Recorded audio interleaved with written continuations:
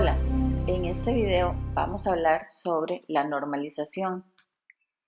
El proceso de normalización es un análisis que se realiza sobre uno o varios esquemas de relación con base en sus dependencias funcionales y sus llaves, con el objetivo de lograr minimizar la redundancia y las anomalías de actualización. En la teoría de normalización hay varias formas normales, cada una de ellas más estricta que la anterior. Por ejemplo, la primera forma normal es la forma normal más básica. Sobre esta tenemos la segunda forma normal, que es más estricta que la primera forma normal, de manera que toda relación que está en segunda forma normal también está en primera forma normal. Y así tenemos también con la tercera. La tercera forma normal es más estricta que la segunda, de manera que toda relación que está en tercera forma normal también está en segunda y en primera forma normal. Cuando nosotros decimos cuál es la forma normal de una relación, nos referimos a la forma normal más alta que se satisface, no a la más baja, puesto que, como ya vimos, las más altas siempre satisfacen las más bajas también. Vamos a empezar estudiando la primera forma normal. Esta forma normal esencialmente prohíbe dos cosas: los atributos multivalor y las relaciones anidadas. En realidad, esta primera forma normal se considera que es parte de la definición de la relación en el modelo relacional básico, de manera que en buena teoría no tendríamos que revisar si se cumple o no, puesto que vamos a asumir que la mayoría de las tablas ya de hecho la cumplen. Sin embargo, vamos a ver algunos ejemplos para que entendamos mejor de qué se trata o de qué se trataría los casos donde no se cumple esta primera forma normal. El primer ejemplo es una relación que tiene un atributo multivalor embebido dentro de la relación. Acá vemos, por ejemplo, entonces, la relación departamento, donde tenemos los atributos nombre del departamento, número de seguro social del gerente del departamento, y tenemos un atributo que es los lugares donde ese departamento existe. El atributo lugares es entonces el atributo que estaría siendo multivalor y que está siendo incorporado dentro de la tabla de departamento, lo cual sabemos, de acuerdo a las reglas de mapeo, que no es correcto.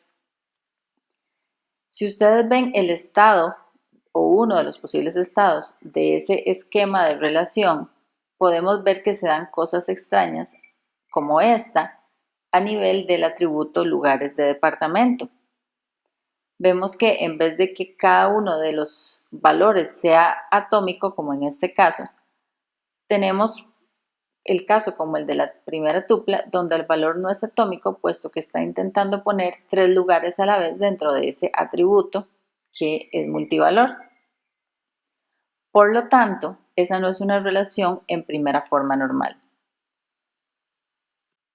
Una primera aproximación para resolver este problema consiste en tomar las filas que no podemos guardar en nuestra tabla por ser atributos multivalor, es decir, por no ser atributos atómicos, y aplanarlo de manera que tengamos en cada una de las filas uno de los elementos de nuestro atributo multivalor. Es decir, estamos aplanando para que cada uno de estos valores sea atómico y entonces podamos almacenarlo en nuestra tabla. Ahora bien, esta forma de aplanar nuestro atributo multivalor genera otro problema que tiene que ver con la redundancia. Al aplanar este atributo, vamos a tener necesariamente que repetir los valores en los atributos que no eran multivalor, en estos que están marcados en amarillo. Y entonces esto genera una redundancia que no nos gusta. Entonces, esta es una primera aproximación para aplanar las cosas y para poder guardarlas, pero esto todavía no está en primera forma normal. Para pasar a primera forma normal, necesitamos descomponer la relación. La descomponemos de esta forma. Una primera tabla o relación departamento, donde esté el nombre del departamento, el número y el ID del gerente, pero no tengamos el atributo multivalor. Esta tabla entonces estaría en primera forma normal. Luego, el atributo multivalor lo colocaríamos en otra tabla aparte, donde tenemos los lugares junto con un atributo que me permita ligarme con la tabla de departamento para que no queden desvinculadas. Ese atributo correspondería a la llave primaria. Entonces jalamos el número de departamento hacia esa tabla de lugares departamentos para que me queden vinculado el número de departamento y dónde se ubica. Y entonces así logramos entonces poner las dos relaciones nuevas en primera forma normal. Nótese que estas dos tablas son de hecho las que se obtendrían si nosotros hubiésemos hecho el diseño desde un principio y aplicado las reglas de mapeo que ya conocemos. Es decir, sabemos que para todo atributo multivalor se va a generar o se necesita generar una tabla aparte donde contenga la llave primaria de la entidad a la cual ese atributo pertenece. Entonces, efectivamente, si nosotros hubiésemos diseñado esto correctamente y hubiéramos aplicado las reglas de mapeo correctamente, hubiéramos llegado a esta solución que está acá. Acá tenemos otro ejemplo de una tabla o una relación que no está en primera forma normal porque incluye una relación anidada. En este caso tenemos la tabla empleado-proyecto, que contiene tanto información del empleado como el número de seguro social y el nombre del empleado, así como información sobre los proyectos en los cuales ese empleado trabaja. Entonces vean que tenemos información como el número del proyecto y la cantidad de horas que ese empleado trabaja en ese proyecto. Lo que está señalado en un círculo rojo sería entonces o correspondería a la relación anidada. Nótese que esta relación anidada produce un problema similar al que habíamos visto en el ejemplo anterior con el atributo multivalor, ya que diferentes valores de proyecto y número de horas van a generar un conjunto de valores que no es posible almacenar de forma atómica en esos atributos. Podríamos intentar aplanar, como hicimos en el ejercicio anterior, aplanar esa relación de manera que se repitan, por ejemplo, estos atributos de número de seguro social y nombre por cada fila asociada a los proyectos en los que ese empleado trabaja. Sin embargo, eso también produciría, igual que vimos antes, redundancia no deseada. Por lo tanto, la mejor solución es descomponer esta relación llamada empleado-proyecto en dos relaciones. Una que tenga la información propiamente del empleado, que sería número de seguro social y nombre del empleado, la cual sí estaría en primera forma normal, y otra relación que contenga la información de los proyectos en los cuales ese empleado trabaja y que entonces contendría el número de proyecto, la cantidad de horas y necesitaríamos agregarle un atributo de vinculación. En este caso sería el número de seguro social, ya que este viene siendo la llave de la otra tabla. Entonces, generalmente vamos a vincularlos a través de la llave de una de las dos tablas. Nótese que estas dos tablas que se están generando por la descomposición para poder llegar a primera forma normal, en realidad son tablas que hubiésemos generado si desde un inicio hubiésemos mapeado, por ejemplo, esto como una relación MAN en el diagrama entidad-relación. Ven que tiene la misma forma de una tabla que vincula la llave de una tabla, en este caso de número de seguro social, que vincula la tabla de empleados, y este otro atributo, número de proyecto, que me vincularía a la llave de la tabla proyecto. Entonces, el atributo horas, por otro lado, sería un atributo de relación, y entonces esta tabla vendría siendo lo que correspondería al mapeo de una relación MAN entre empleado y proyecto. De manera que nuevamente, si nosotros diseñamos bien y aplicamos bien las reglas de mapeo, pues no tendríamos este problema con respecto a la primera forma normal. Bien, hablemos ahora de la segunda forma normal. La definición de esta forma normal dice así: un esquema de relación R está en segunda forma normal si todo atributo no primo A en esa relación es total y funcionalmente dependiente de cada una de las llaves de la relación. A continuación, vamos a repasar el concepto de atributo primo y no primo así como el concepto de dependencia total. Un atributo es primo si pertenece a alguna de las llaves candidatas de la relación. En el caso de la primera relación que está mostrada allí, tanto los atributos A como B serían atributos primos, puesto que pertenecen a la llave primaria de la relación.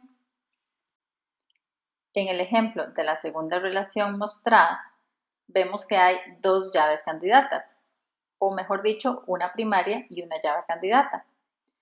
Todos los atributos que pertenecen a alguna de estas llaves serían atributos primos, es decir, A, B, D y E serían atributos primos de esa relación. Por el contrario, un atributo es no primo si no pertenece a ninguna de las llaves candidatas de la relación. Veamos ahora el concepto de dependencia funcional total. Una dependencia funcional de la forma Y determina funcionalmente a Z es total si al eliminar cualquier atributo de la parte izquierda de la dependencia, es decir, cualquier atributo de Y, la dependencia deja de cumplirse. Cuando una dependencia no es total, entonces decimos que es parcial. Veamos un par de ejemplos. Nuestro primer ejemplo es la dependencia. Cédula y número de proyecto determinan funcionalmente a horas. Esta es una dependencia total, puesto que si intentamos eliminar cualquiera de los atributos del lado izquierdo de esa DF, la DF de hecho deja de cumplirse.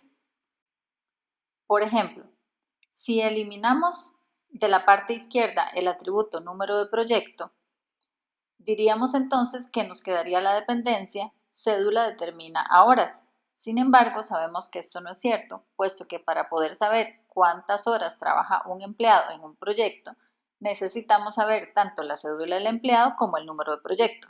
Por lo tanto, esa DF no se cumple. Similarmente, si intentamos ahora eliminar de la parte izquierda de la DF el atributo cédula, nos quedaría la dependencia número de proyecto determina a horas. Sin embargo, sabemos que esta dependencia no se cumple, puesto que nuevamente para saber la cantidad de horas que un empleado trabaja en un proyecto, no solo necesitamos el número del proyecto, sino que también necesitamos la cédula del empleado. Por lo tanto, intentamos eliminar cualquiera de esos dos atributos de la parte izquierda de la DF y vemos que la DF se deja de cumplir. Por lo tanto, podemos concluir que la dependencia de cédula y número de proyecto hacia horas es una dependencia total. Ahora bien, revisemos el segundo ejemplo. El segundo ejemplo indica que cédula y número de proyecto determinan funcionalmente al nombre del empleado. Decimos que esto es una dependencia parcial, puesto que si intentamos eliminar el atributo número de proyecto, nos quedaría la dependencia cédula determina a nombre del empleado. Y esta dependencia en efecto se cumple, es decir, con solo saber la cédula de un empleado yo puedo determinar su nombre. Esto quiere decir que el número de proyecto realmente no se necesita, es decir, está sobrando. Y esto nos lleva entonces a decir que la dependencia es parcial. Pasemos ahora a ver cuál sería el proceso mediante el cual yo descompongo una relación que no está en segunda forma normal en dos relaciones que sí están en segunda forma normal. Para ello, lo primero que tenemos que hacer es identificar las dependencias funcionales que incumplen la definición de segunda forma normal en la relación, es decir, encontrar dependencias parciales hacia atributos no primos. Una vez que hemos identificado estas dependencias funcionales, podemos pasar al paso 2, que es para cada una de ellas, vamos a calcular la clausura del lado izquierdo de la DF, es decir, vamos a calcular X más. Con esta clausura vamos a generar una nueva relación R', donde tenga todos los atributos de la clausura. Y la relación original, que era nuestra relación R, va a tener todos los atributos de la relación original menos los de la clausura X más, excepto por el atributo mismo X que se va a mantener en la relación R.